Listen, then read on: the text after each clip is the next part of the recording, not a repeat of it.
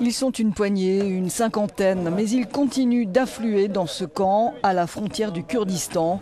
Ce sont des yézidis, ces hommes de cette communauté encore inconnue du grand public il y a une semaine et soumise à la persécution sanglante des islamistes, ont décidé de se venger, de venger leurs proches assassinés et de se battre contre les djihadistes.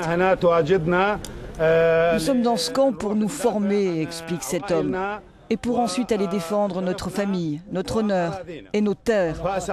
Les forces kurdes nous ont aidés, maintenant elles nous entraînent. Ils nous ont donné à manger, des uniformes et aussi des armes. Si les yézidis n'avaient pas fait parler d'eux avant, c'est que leur communauté est discrète.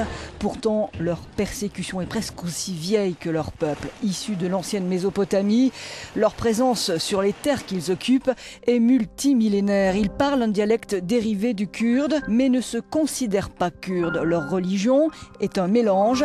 Si elle remonte aux prémices de l'islam, ils y ont intégré des croyances et des rites bien à eux.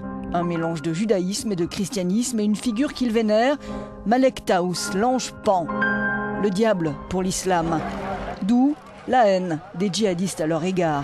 Ni musulmans, ni chrétiens, ni juifs, les yézidis sont persécutés depuis des siècles.